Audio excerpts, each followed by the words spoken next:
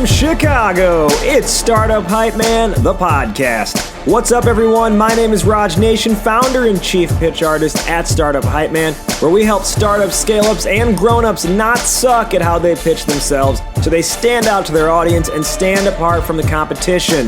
This podcast is all about bringing you the hearts, the minds, and the stories of leaders in the startup ecosystem, talking through the strategies they have deployed in order to build and grow their companies. And it's officially season 17 of the show, and all season long we've got a special treat for you, bringing you guests exclusively from the Startup Hypeman client portfolio, giving you a piece of their journey.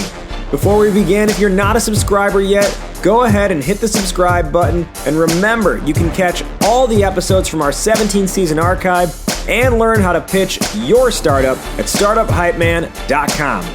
All right, get your popcorn ready and get hyped because it's go time. Ladies and gentlemen, making his way to the microphone from Toronto, Canada, and currently residing in the Chicagoland area, he is the founder of Roomii. Please welcome Dapo Kolawole. Raj, thank you for the invite, man. I like that intro. It just reminds me of WWF. My dad loves WWF. I love WWF, and I love how you did that intro. Thank you. Awesome. He is Dapo Kolawole, as I mentioned, the founder of Roomii. All this season on Startup Hypeman, the podcast, we're actually dedicating the entire season to featuring different companies who have been clients of Startup Hypeman, either past or present. And so I'm very excited to share Dapo's story with you here today, specifically talking about how to win pitch competitions. Dapo's current startup, Roomii, in just a few months of existence, has had a lot of success in competitions. Prior to that, his last startup, Citispoon, won many competitions or placed in the top 3 and won a lot of money. And that was, in both cases, before even having paying customers. So there's a lot to unpack here, because one of the best ways to fund your company is through entering and winning money through pitch competitions. So let's kick things off today, Dapo, given that our topic is how to win pitch competitions. Just real quick, why is this on your mind? Why is it important to you? Well, as a startup, you need to do a lot of things pretty quickly with your business. So if you're bootstrapping your own company with your own limited funds, you start looking at other ways of generating revenue or funding your company. And this is before you start talking to VCs, because the conversation with VCs is a whole different level. They want to see traction. They want to see paying customers. They want to see some kind of movement. But if you're still at the idea stage, there are opportunities for any startup to try to find these non-diluting opportunities to fund their company, from $1,000 to $20,000, depending on what you need. We're going to talk all about that in today's conversation. Before we dive into that, let's learn a little bit more about you, Dapo. I mentioned in your introduction that you're from Toronto. Can you talk to me about what was your family life like growing up, and what do you feel that has taught you about business? Awesome. So yes, I was born in Toronto. My dad and my mom came to Toronto for education, and as soon as they were done, they left back for Nigeria with me. So I only spent like the first 5 years of my life growing up in Toronto. Then I spent the next 15 to 17 years of my life growing up in Nigeria. So I went to primary school, high school, then turned around and came to Canada for university.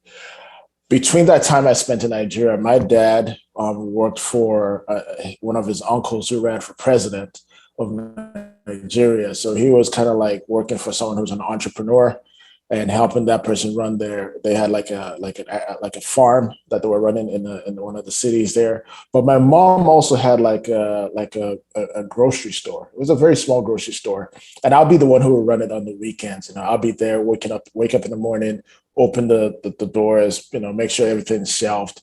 And we always had like a small TV that had those antennas where we're trying to get some really we're trying to get some to watching wrestling games back then with people in the neighborhood in this small store.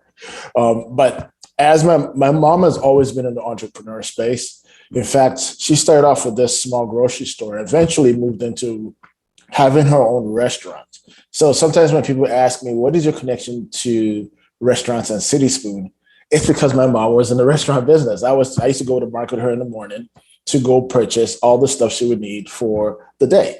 And when you see what the difference between here, North America, and Nigeria is that when you go to the store to go buy ingredients for your business, there's something called haggling. They don't do that here. Everything's like, that is the price. It's $10. Here it's like, over there it's like, the person will say, it's a suggestion as a starting point. It's a suggestion, exactly. And then my mom will come in and say, I want to pay you $4. Then the person will curse out my mom. Then my mom will walk away. Then the person will call my mom back. Then they'll say, okay, give me $6. Then my mom will say $3. And I'm like, Mom, they're going to kill you if you keep doing this. So I learned very quickly from my mom that, entrepreneurship is all about running a business. There's a power in you being the person that's doing the purchasing. If you're buying something from somebody else, you get that power to say, they set their price. They go, look, I'll give you this cash right now. Would you take it? So my mom's journey definitely influenced me a lot in terms of just seeing the power of taking something that costs this much, adding this much value to it, and then selling it to somebody else who's willing to pay you for it every night at the restaurant. It's something I saw all the time. So my mom always did that. My dad was always working for my uncle, and those two together helped me kind of see what that opportunity looked like.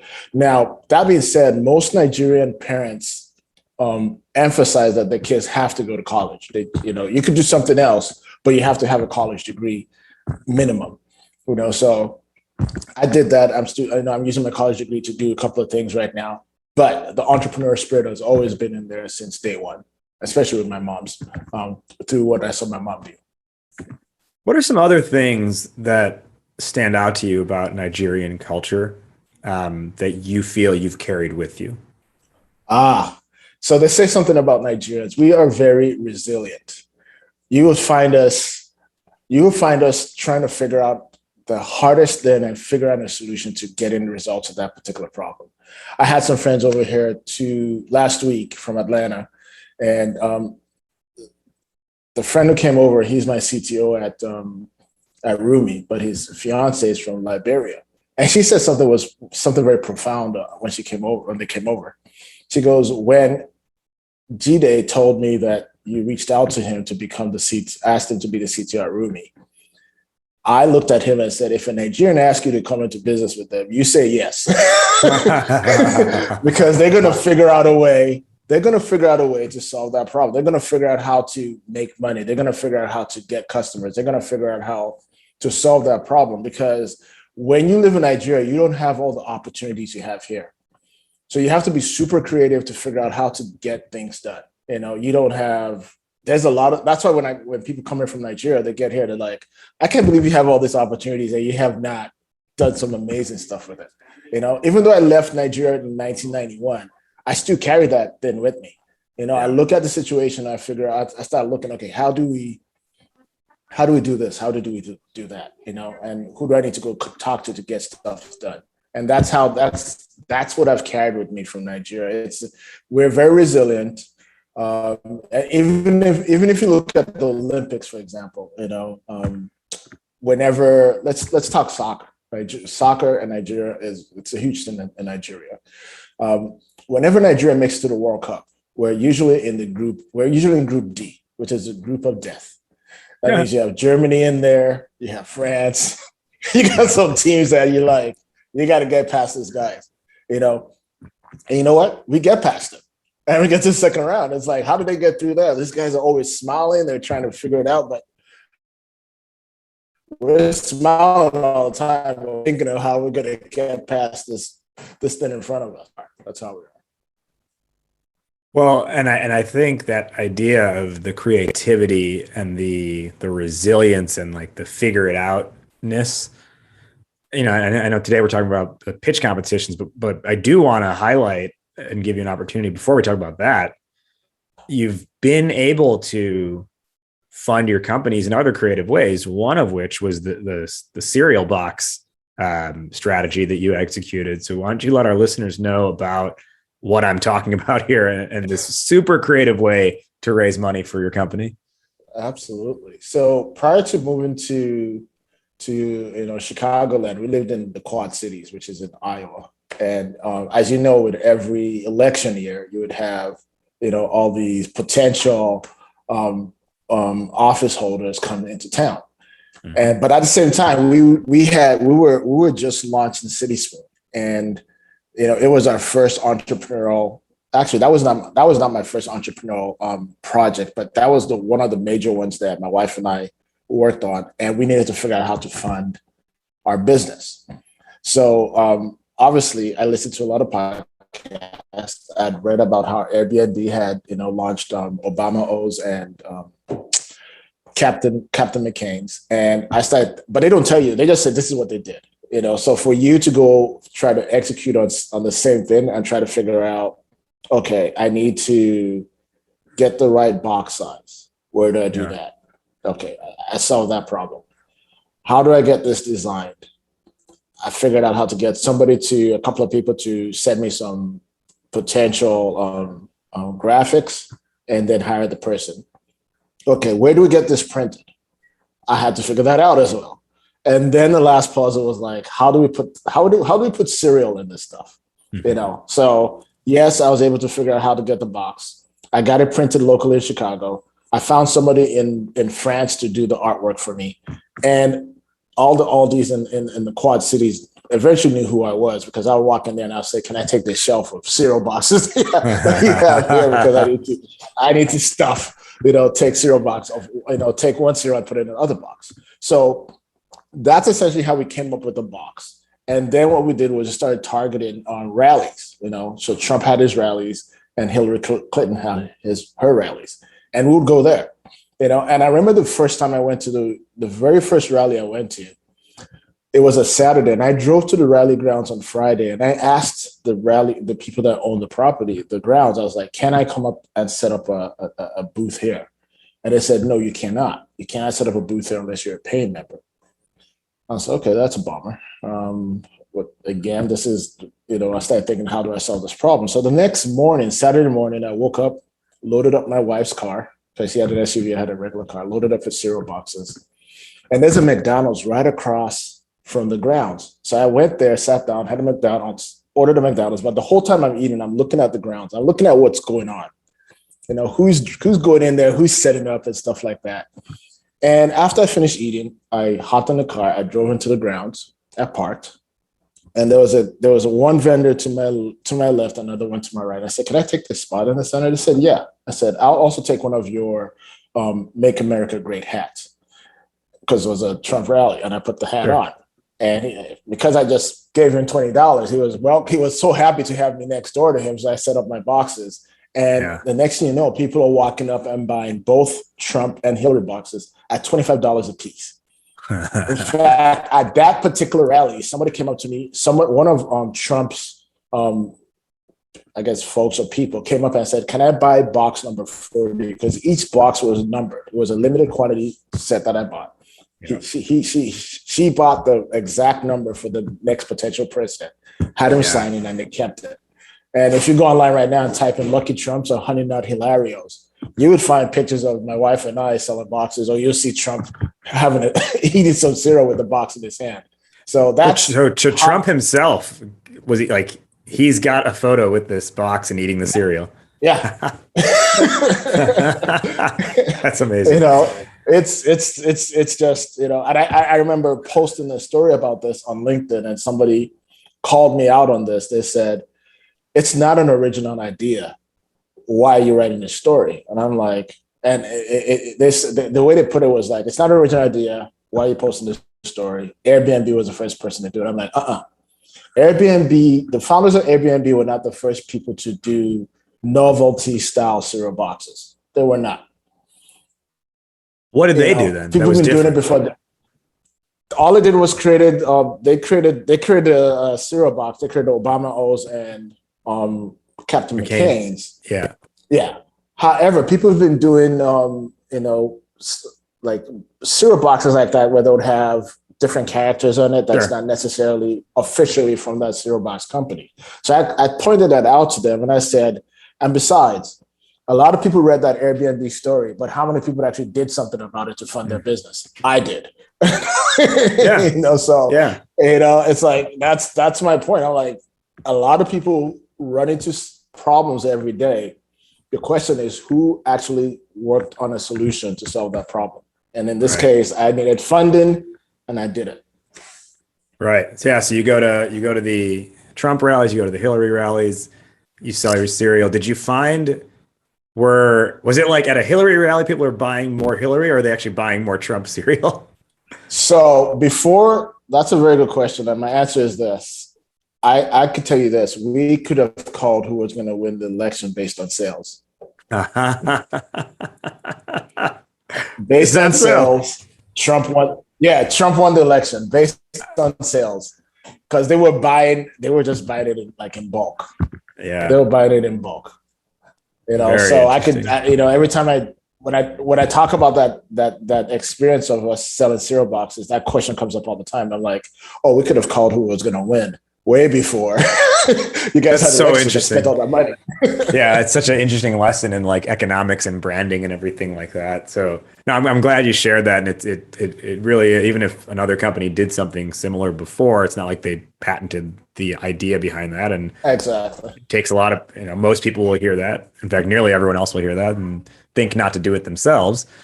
I also would make the argument that it was probably a little bit easier of an environment to do it in when it was Obama versus I'm just thinking about like public sentiment and like the amount of I guess like political venom, I guess that existed from 2016 to now was a lot different in 2008, was it, or 2012?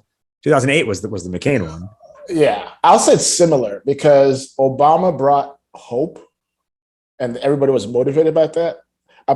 But when Trump came on the scene the first time, he brought something very similar to what Obama was bringing. Not the second time around, but the first time around. So a lot of people were like fired up about that. That's why the sales. Yeah, a different brand of, you're right. Yeah, a different brand of hope, but essentially that concept. Yeah.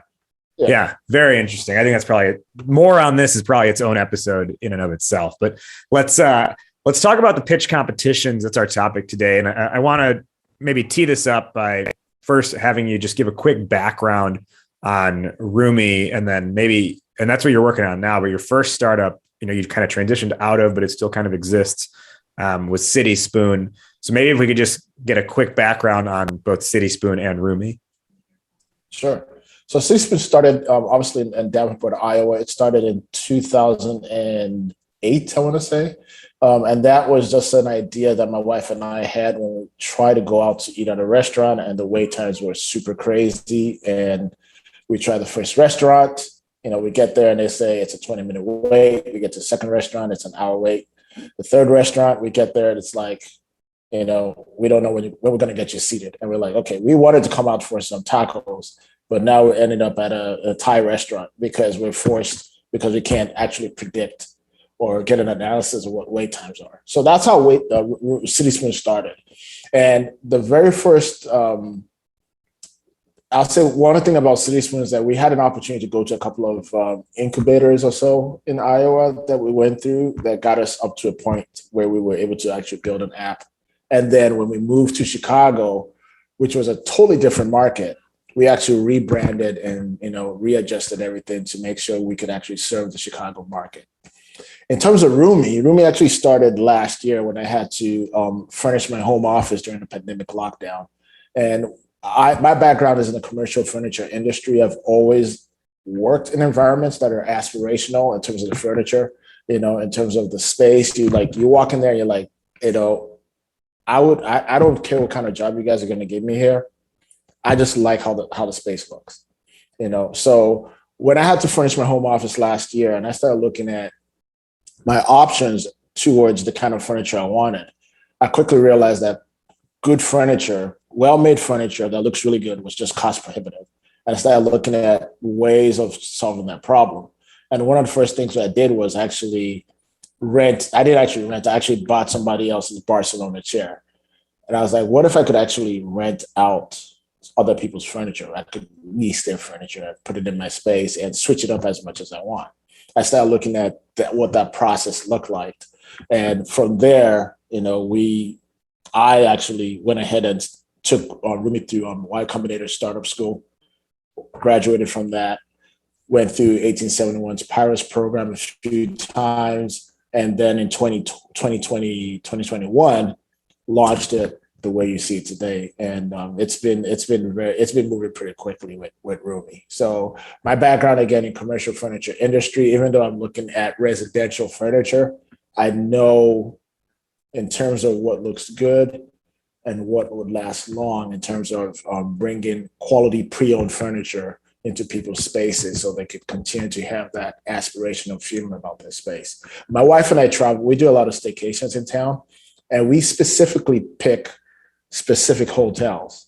Why? Because when we walk in there, we're like, man, look at this, look at that, look at this place. This is just, it's got that wow feeling to it. And we want every space to have that aspirational feeling to it. So you walk in, it's like, this is my home, this is my place. But you have the freedom to switch it up as much as you want. So, for everyone listening who's not familiar, so Dapo and I met probably, what do you think? Maybe 2017, I would imagine. Yep. It might have been at the Fund conference, actually. And then we kind of just kept running into each other at different places. Took maybe a year or so, but then we finally started working together. And what I helped you with and worked on was like, what is the Citispoon pitch? That was, referring to your first company, and we built that out. But I think kind of the real genesis of that was you saying, there's a pitch competition. I want to enter it. Let's figure out how we can win this thing. I'm just curious, when you were looking at that landscape, and when we first started working together, how did you even get the idea to say, I don't have really a functional product yet, or maybe it's just an early stage product. I don't have paying customers yet, but I'm going to see if I can still go to this competition and win this thing. Yeah. So when I lived in Iowa, I had an opportunity to be in 3 pitch competitions. The very first one, I came in 3rd place and I won $1,000. And that was the genesis of Citispoon. I'm like, I won $1,000. As somebody thinks there's something here. And that $1,000 helped build the very first non-working prototype of Citispoon, because what can you possibly build with $1,000? Nothing. So, but a couple of people in the audience saw me present and they said, hey, we would like you to be the part of the very first cohort of the University of Iowa Venture School, 6 weeks program where they walk you through the business model canvas. So I went through that. Ola and I did, and my other CTO. However, at the end of the 6 weeks, there is something called demo day or presentation day. And I was the first company to present. And I stayed up all night practicing, getting ready. I get up there and I tanked. I did not have a structure. I ran out of time. I was embarrassed. I had to keep a smile on the rest of the day while I was in there. Well, every other person after me was doing exceptionally well. And the way they even introduced me as this is the best. Yeah. This is the best thing, and I just bombed. And, I always have those pictures that I look at all the time. And I'm like, okay, that was one instance. The second pitch competition I went to is at University of Iowa. And this is a very interesting story because you see how it ties into something that you and I worked on. So I'll go in there and it's my turn to pitch. And I start my pitch. And the judges don't even let me finish when they start asking me more questions. I'm confused. What is this? What are you trying to do? They were just literally, they weren't on attack mode. And I ended up finishing my Q&A with them, walking out of there dejected, really dejected. Like, this is, maybe this is the end of it. Maybe there's nothing here. However, that week, the pitch competition was on a Tuesday. On the Thursday and Friday of that week, I was flying out to an event in New York called Tech Day New York. So I flew out there, had my booth, had my table, and New York embraced me. They were like, this is great. This is fantastic. When are you going to bring this? And it occurred to me that this solution may not be right for Davenport, Iowa, where you could walk in and get a table anytime you want. It has to be probably for a bigger city. Fast forward 3 years later, I sit down with you in a room and I say, I have a pitch competition in Iowa City. It's the same one event. I go back there. You and I do our session. I get my pitch ready. People, if you look at my script before and after, when you and I worked on that script, I'm like, okay, I'm going to say all this crazy stuff with this script and we'll see how it goes. So it's my turn. I walk into the room and I give my 5-minute pitch and the judges ask me a question. And one of the time officials, a timekeeper there, was actually one of the judges 3 years ago. He comes up to me before I finish, after my pitch, before the Q&A, he goes, Dapo, this is 1,000 times better than the last time I heard you. He whispers that into my ear before the Q&A. So I take that, I do the Q&A, I go from the first round, they narrow down the teams, and to the second round. Then I go there and pitch the second round, the same pitch, second round, walk away with $2,500, second place. So to answer your question, the genesis of thinking of using a pitch to fund your business, even if you don't have customers or even a working prototype, it's all based on getting to talk about your idea, getting feedback, and improving on the narrative. That's always what I usually do. Every time, even pitch competitions, I've been to pitch competitions where I do not win, and I walk up to the judges, I'm like, what did you hear? Or what could I have said better? And I bet you by the time I walk out of that conversation, I've made some tweaks to my pitch again to make sure I communicate that clearer. I think someone told me this, that when you're doing your pitch, you have to make sure you answer all the questions in the judges' minds when you're doing your pitch. And the last pitch I did, which was about 2 weeks ago, the very last question, the timekeeper said timeout. And one of the judges said, I have one more question. This is for Roomii. She goes, what about bed bugs in beds? And I said, timekeeper, may I answer this question? He goes, yeah. We don't do beds, we do bed frames, and we clean to CDC standards. And that's all I said. And I walked away. Because I had to make sure I answer that question, because when they go back and deliberate, they're going to say, hey, he hasn't thought about that yet. We're going to give it to this other person. And I could have just lost. So I made sure I answered that question clearly as fast as possible.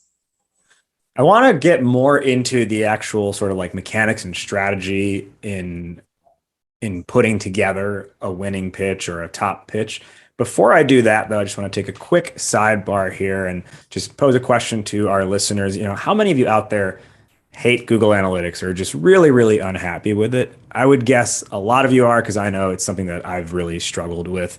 Understanding where and why you lose site visitors before they convert is really hard. And with Google Analytics, I'm always finding there's some integration issue, or you have to sort through like a mountain of data to figure out what's really causing leads to drop off, or it's just like not actually showing the accurate results. And it creates a really nightmare situation oftentimes.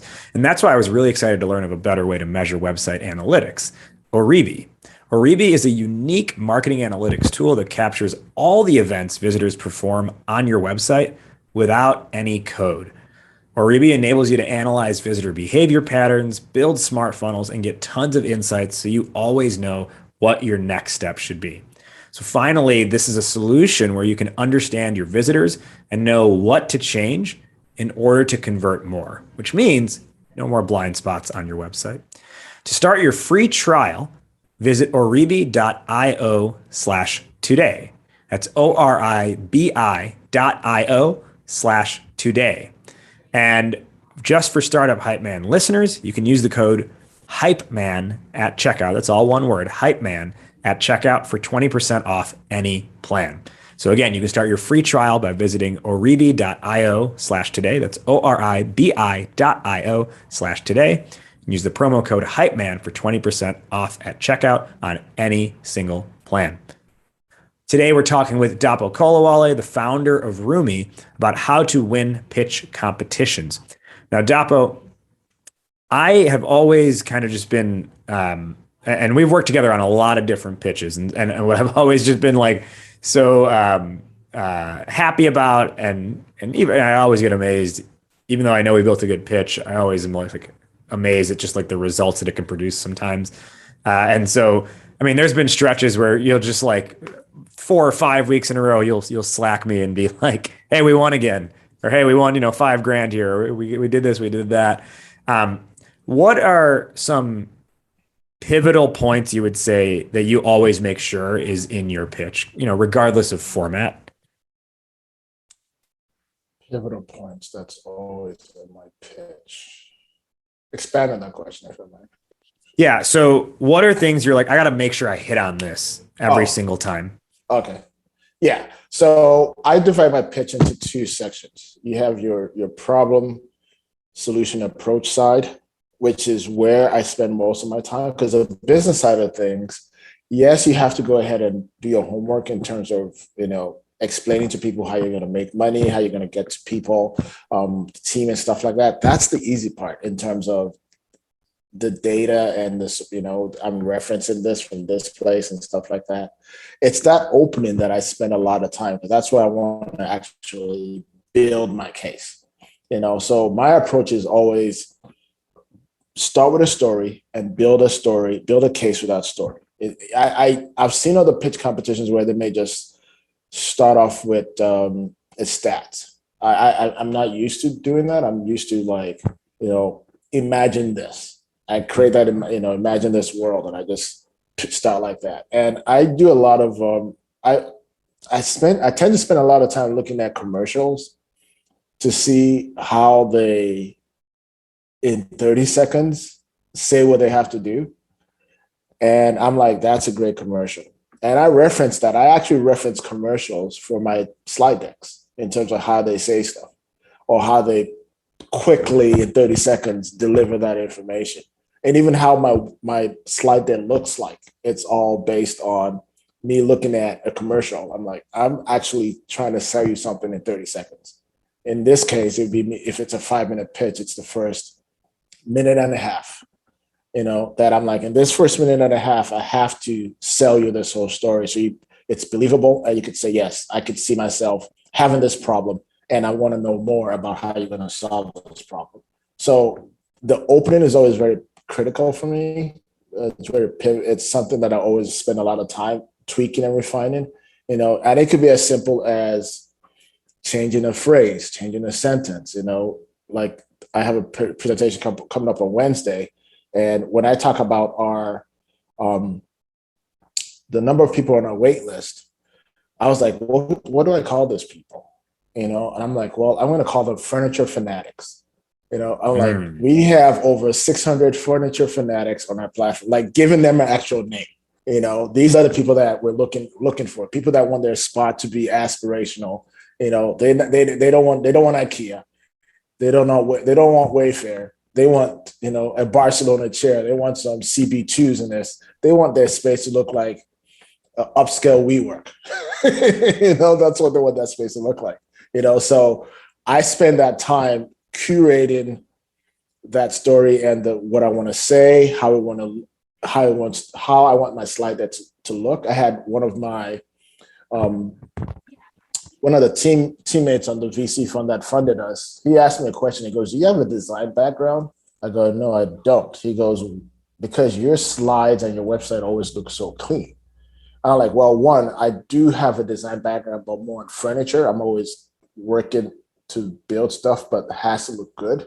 So I bring that over to what I'm doing. But also, I'm a minimalist by how I approach stuff. The less is more approach is what I always do with how I deliver stuff and how I design stuff. So those are the kind of elements that you see and when I deliver a pitch that I always make sure is always in there.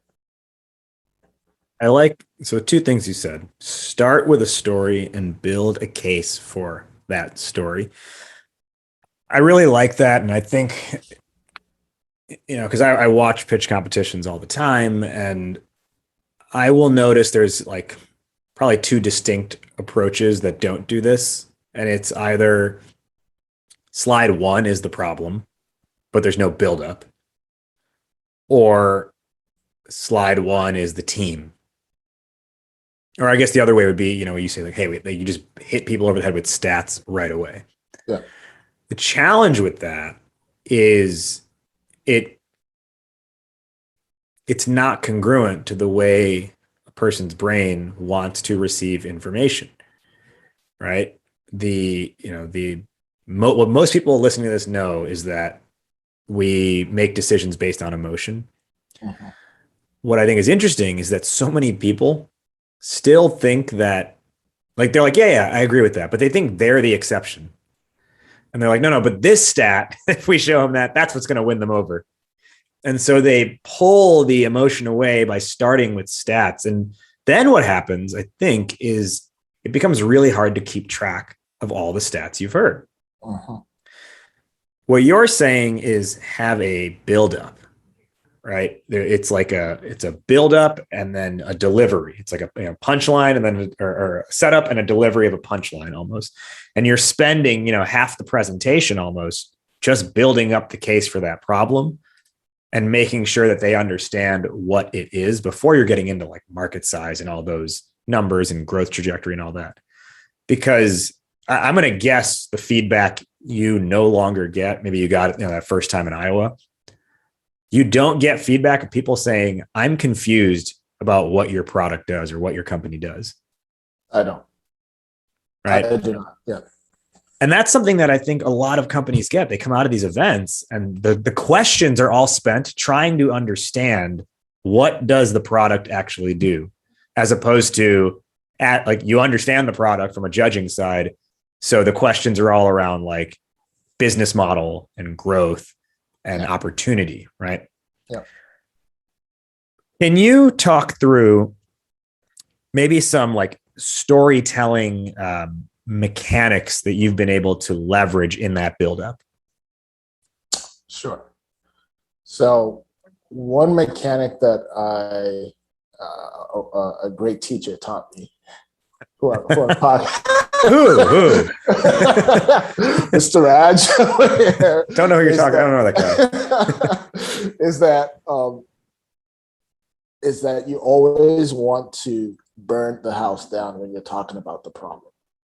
So I always, when I sit down, for example, when I sat down with Roomii, I was like, okay, how do I explain the worst situation that could happen if you own furniture and you need furniture? And I'm like, okay, the worst situation is this. It's the 15th. I'm giving my pitch right now. It's the 15th of the month and your apartment lease is up, but you found a new place. You look at your furniture and realize every piece can't go. You head over to Facebook Marketplace and you post your items there. Next, you hit let go, offer up next door, and we post them there as well. Before you know it, you spend the past 2 weeks negotiating endless let go sales. Endless now is burning something down because you don't know when it's going to end. Considering putting your furniture up in storage. Now this thing's going to cost me money. Or worse, giving your furniture away to some friends and you just bought it. So you're losing money in all respects. So I started looking at that. I was like, okay, from the furniture owner's perspective, how do I structure the story in such a way that it shows? So the way I usually, I look at structuring the problem part of my pitch is to identify how bad the pain could be and then continue to amplify that pain. So it's like pain, just pain all the way. Just give them all the pain that you can possibly experience with that problem. And because I'm a two-sided market, I switch over to the other side of the market and I say, but wait, the problem gets worse. I just told you about all the pain on the other side. The problem gets worse. When you need furniture, you're either searching in places you're not acquainted with, dealing with an IKEA assembly, or building furniture in between unpacking. So I tell you all the other stuff you have to deal with when you now need to furnish your space, especially the target market we're going after. They probably don't own a car. The nearest IKEA is miles away. And then they're probably not mechanically inclined to try to put something together, especially when you look at those IKEA instruction books and you have a couple of cartoon drawings. And you're like, okay, where do I stop? Yeah. Well, so let me just pause for a second, and I want to analyze something that you're saying because it's really, I don't want the listeners to overlook this. these pain points that you're stressing at, like literally before you even went into the explanation of IKEA stuff, you hit on the three you said on the other side. You said if you're selling or if you're, what was it? Do that again. It was the IKEA and what else? Yeah, if you're selling your furniture, you have endless negotiations you have to deal with. You're contemplating putting your furniture up in storage, or worse, I call it a roadside sofa drop off. Like you're pulling away from the apartment and you're leaving your $600 on the curb because you can't take it with you and you don't want to deal with it. You just leave it on the road and your friends come and pick it up. Yeah. So see all these examples, roadside sofa drop off, your endless negotiations, or on the other side, assembling IKEA furniture. It's not just that these are pains. It's that upon hearing it, you feel the pain yourself. I don't mean this to say it because I knew you were going to say it because I didn't. The first time just now, a minute ago, when you said assembling IKEA furniture, I literally in my mind went back to being the guy, like 2 years ago, or 3 years ago, the apartment I moved into, trying to put together a bookcase, a TV stand, and a coffee table, and it taking like 10 hours and being the guy on diagram, like step one of the diagram, who's got broken shit everywhere and has like a question mark over his head. Right? Like that was me. And I could feel that in my bones upon you saying assembling IKEA furnitures. And so I'm pointing that out to say the problem or problems that you state, what you're effectively doing is stating it in a way or referencing it in a way where the other side, the audience, feels it as you're talking about it. They don't just, think about it, or they don't just see, oh yeah, that's a thing. They can feel it themselves. Absolutely. That's interesting you put it that way because yes, when I talk about it, and I've been through all of them except for giving the furniture away. In fact, I have given furniture away. I've had people come over. I'm like, "Do you want this?" Yeah, because I can't. It's not gonna. It doesn't go where I'm going with, and do you want that? But I know I paid a lot of money for it. So being able to, and in the search for identifying those pain points, that is part of the customer discovery interviews that I did before I even started penning what this problem. I did like a ton of them when I was going through YC Startup School, where I'll just have a Zoom meeting like this, and I'm like, walk me through your process when you're about to move. What happens? And I just keep quiet. I just listen, and they tell me stuff that I'm like, this goes in the copy, that goes into the copy, this goes. They're telling me in their own words how I'm going to build out my script, or what do I put on the website, or how do I explain Roomii. They're telling me in their own words, and I just take it word for word. And I just drop it in there. So, like you said, I've never, with Roomii and even with Citispoon, Iowa was the last time that somebody ever told me that they do not understand what my pitch was all about. In fact, I get concerned. The last pitch, and you're talking about years ago. Years ago, yeah. But I get concerned now because the last pitch I did when I was done pitching, and the judges didn't have questions, I was getting concerned. I was like, they have to have questions. And the very first judge said, you're going places. That's what he said. You're going places with what you're building here. Then the next judge asked me something about revenue, which I explained a bit. I dove into that. So they were more focused on the business side of things. They understood the problem, So being able to clearly articulate the problem, sure. I think I've figured that out. And my wife, she has her own ideas and startups she's working on. And every time now and then when I sit down with her and she wants to write down a script, I'm like, this is how we have to do. You have to follow these steps in terms of describing the problem in such a way that it connects with the person that's on the other side. Make sure that you're burning the house down. It's not like it's nice to have a problem. No, this is a nuisance. So usually when I sit down with, for example, my wife, she has her own business ideas and stuff like that. And I sit down with her to say, okay, let's talk about what the problem is. And she would just do a breakdown, and then we're like, okay, let's clearly articulate the very first problem in such a way that it's not a problem you want to live with. It's a problem you need solved now, and that's why in the openings of both my Citispoon and my Roomii pitch, there's a time bound that I usually have in there, so with Citispoon, it's Friday night. That's the time bound. You need to solve it Friday night. With Roomii, it's the 15th of the month. You think you got time. 2 weeks later, you're still trying to figure this out. So there's always this time bound thing that I always put everything in there. It's like you have to not just describe the problem, but time bound the problem as well. So it's like something you need to get solved right away. Because if it's the 15th of the month, and now 2 weeks later, it's the end of the month, now you're super desperate because, people are lowballing you on Facebook Marketplace for your furniture.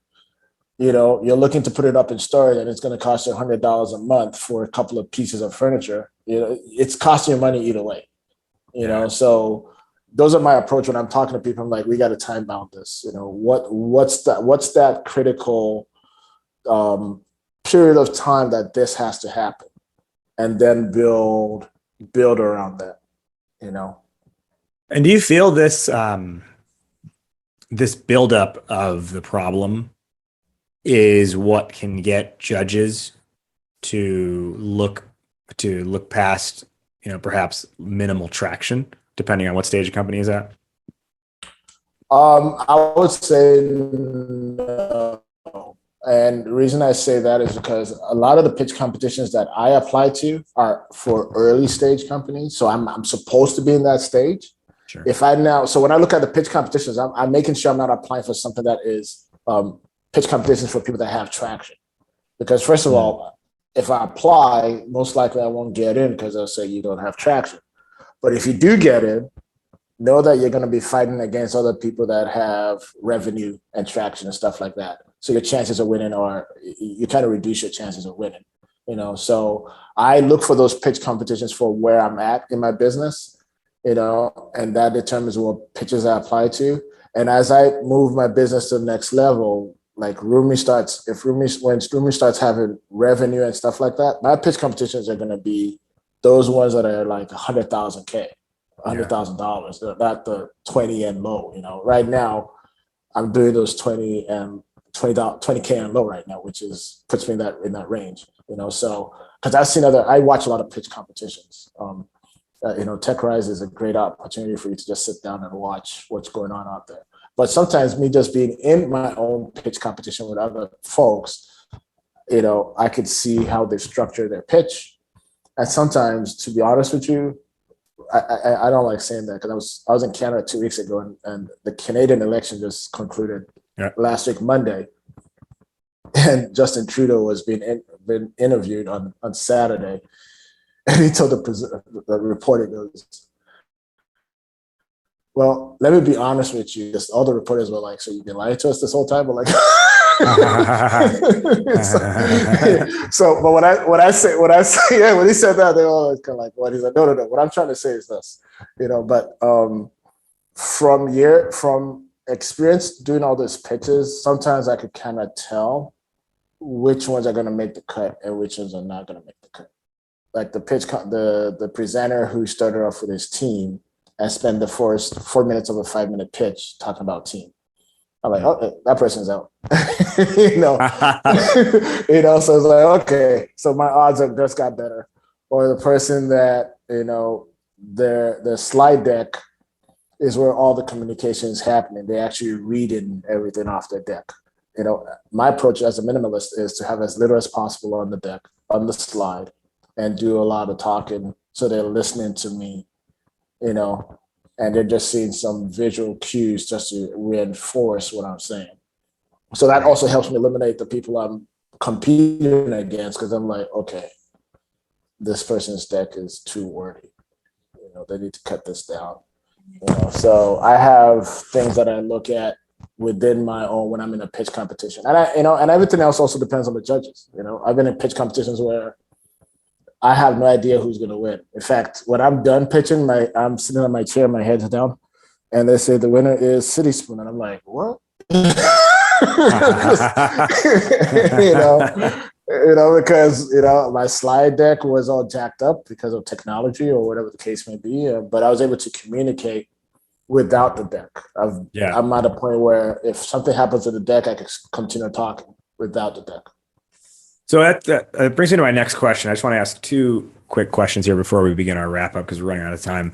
We talk about the pitch itself. What advice do you have regarding stage presence? Stage presence. First, be super confident on stage. In fact, before you get on stage, I try to do something that gets me ready to go on stage. So I remember Latinx pitch demo day when they said next presenter is Dapo Kolawole. I literally, when I got up from my seat, I didn't get up gently. I jumped up and came back down. Like literally just jumped up and came back down. That kind of shook off whatever was maybe there. It kind of shook it off. And then I went on stage. And then when you get on stage, I always tell myself, these people have no choice but to listen to me for the next 5 minutes. So I just take my time and I make sure I look at people. I turn left to right. I'm making sure I'm not in one space. And sometimes I'm intentionally in one space to start with the problem. So usually when I start with talking about the problem, I stay in one place. But when I now switch to the solution, then I move.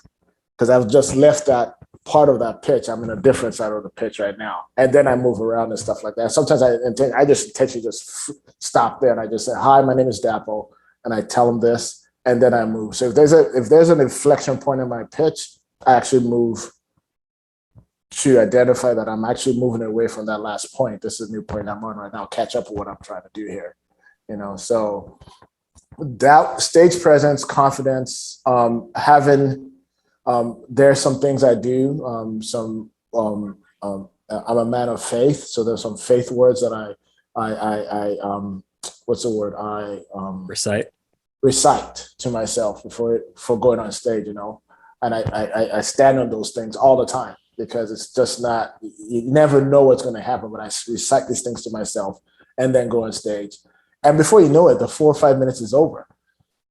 And you're like, I feel, whoever's next there, that's their problem. They have to figure out what they're going to say on stage because I already did. I'm going to sit down and relax. Yeah. So I would say stage presence, be very timely, if they say it's a 5-minute pitch, one of the things that they taught us at Latinx is something called noise versus signal. When I put my deck together for a 5-minute pitch, if I'm done at 4 minutes and 30 seconds, that's it. That's all I'm giving. Because I make sure that I push out all the noise and it's just signals that I'm sending out on a slide deck, so I won't fill it with another 30 seconds worth of nothing. I'll just stop and I'll say, I'm ready for questions. So, yeah.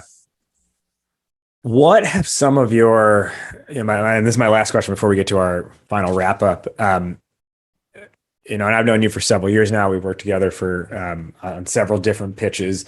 You've got an impressive track record to the point that I've kind of lost count. What are some of the different, do you know at this point, how much you've won through different events over the years? I would say total of cash, probably close to 60, 70K. In kind, probably close to 100. So services from Google or AWS and stuff like that, which are expensive services if you got to pay for them on your own. Exactly. And, I always tell myself, I've been to pitch competitions. I've applied to pitch competitions this year where they send me that email saying, you didn't make it this year. And I'm like, that's fine. And some others I get into, but the ones I get into and I do not win, I always tell myself, you're not a loser. You're going to learn something about improving how you say what you're going to say. So the questions they're asking, tells me that I haven't obviously spent time clarifying those points on my deck or in my presentation. That's why they're drilling down on those specific questions. And then I lost my train of thought. I think that's pretty much it. Just being able to, between all the pitch competitions, even the last one, which was 5K, I came in second place.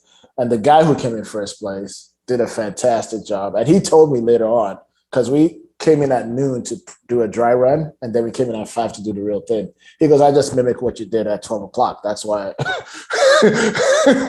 I saw what you did at 12 o'clock, and I came back and I mimicked that. And I was like, hey, whatever works for you. But just being able to, he just mimicked that. I'm like, that's fine. I'm happy for you that you won. But I made sure he paid for drinks all that weekend in Denver, since he was twice as much. So nice. It's been great. Okay, good. Let's begin our wrap up now. Where can our listeners find you and learn more about Roomii? Absolutely. If you go to roomii.co, that is ROOMII.co, we are currently onboarding beta testers. We would love to have you on board. If you find yourself to be a furniture fanatic or an urban dweller who is hypermobile, that jumps from apartment to apartment and city to city, we want you on our platform because you are our customer. We want to make sure you make your space aspirational as possible. So when your friends come in, they can see that you're living like a baller and not spending like one. You've got this stuff. You've got your messages down for every point of the journey. Dapo, who is one person that you want to shout out? Could be a mentor, a colleague, an advisor, a coworker. My shout out wants to go out to my son, Toby. He is 7 years old, and every time I go out on the road to go do a pitch, he is calling me. He goes, "You better come home with a check." I'm like, I have to come home with a check, So he is he's my inspiration. He's learning a lot from me. In fact, he's given presentations at school at second grade, and I tell him, make sure you burn the house down, describe the problem correctly, talk about the solution, and he's asking for a YouTube page right now, so we'll see how that goes. But I say the world to watch out on this boy. So he's the one that I want to give a shout out to. He's close to my heart and my wife's heart, and he's an amazing child. That's a hell of a motivation. Let's now talk through our final lessons or takeaways for the listeners based on our discussion today.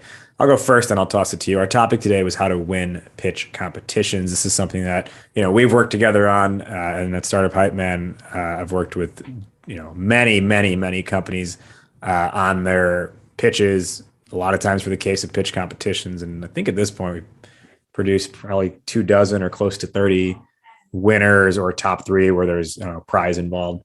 And a lot of the stuff that you said is of course great stuff. I think what I want to highlight specifically is the notion of branding your inputs.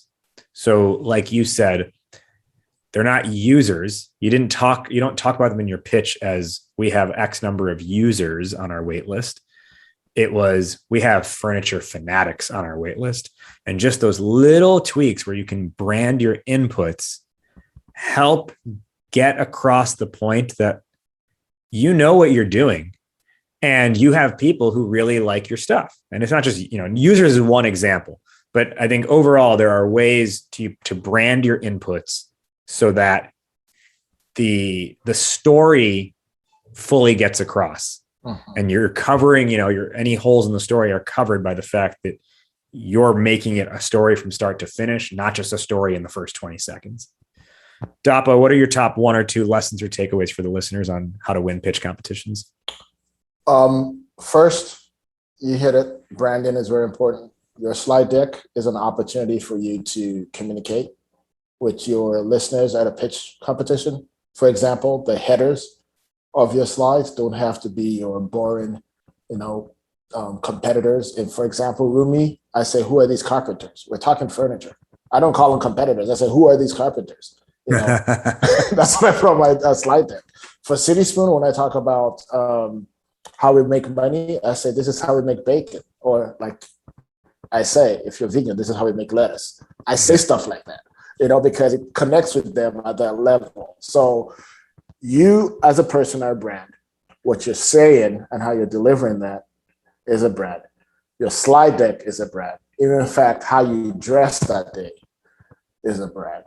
You have to put all those things together. The only problem with dressing was that due to COVID, I struggled with the last pitch competition of figuring out what to wear, since for like almost 12, 13 months, I was just wearing t-shirts and shorts at home all day. So I was like, okay, what do you wear to a live pitch competition? I used to do this before, but I cannot remember what that is anymore. So all I want to say to you is that takeaway is your script, your slide deck, your presentation, how you deliver it, everything is a package. And you have that 5 minutes to just blow their minds and connect with them at a high level and deliver a winning pitch. I'll say deliver an excellent pitch that gives you a winning result, because they still have to go deliberate, but make sure you answer all the questions in their minds when they give you that 5 or 10 minutes. My final question, which is how we end every episode on this show, fill in the blank, Dapo. Entrepreneurship is blank. So it's a highway. There's a major song, I forget the Canadian guy's name. It's called Life is a Highway. Yeah. That's how I see it. I want to write it all night long. That entrepreneurship is a highway that I want to ride all night long, because it's going to take you to destinations that you never thought of. It's going to open doors that you never expected. There's always an unexpected on the next step, but you have to take that first step. Take that first step, the unexpected opens, then you take the next step. Just like I met you, we ran into each other. But if I hadn't taken that step to sit down with you, I don't know what conversations we'll be having today in terms of pitches. So you got to take that step. It's a highway. It's a journey. Just if you have that feeling about entrepreneurship, you feel very strongly about it, move in that direction. Start something, work on it. You just never know. And make sure you make yourself available to all the opportunities that show up. So someone reached out to me and said, hey, we're putting together this thing called Tech Rise. Would you be interested in joining our Slack channel? That was before Tech Rise became what it is. And I joined the Slack channel. Next thing I know, I applied, I got in, then I won. Then a whole bunch of other doors are opening because I made myself present for that opportunity. So make yourself present for that opportunity. Now, this is usually the part where I would say, thank you for being a guest on the show today. So long, everybody. We'll see you next time. But today I want to actually make a special announcement for all the listeners. So Dapo is still running Roomii, but we are also, in addition to running Roomii, we are bringing Dapo, because of all of his success that he's been able to have, especially in being able to take a lot of the Startup Hypeman system and then have success with it on his own. So Dapo, I'm super excited to officially announce and welcome you onto the Startup Hypeman team as our first ever, aside from me, our first ever pitch artist. I am so excited. Thanks, Raj, for making this announcement. It's been great. I know we've done a couple of sessions already, but this is me getting to work with you and to work with other entrepreneurs across the country just to get them to the next level of funding or getting their story, in such a way that it will motivate other people to act upon what they're asking for. So thank you so much for this opportunity. Truly appreciate it. I'm super pumped to have you on board. He is Dapo Kolawole, the founder of Roomii, and now additionally pitch artist at Startup Hypeman. Dapo, thank you so much for being a guest today on Startup Hypeman, the podcast. Pleasure. Thank you so much for having me, Raj. Look forward to seeing you in person soon.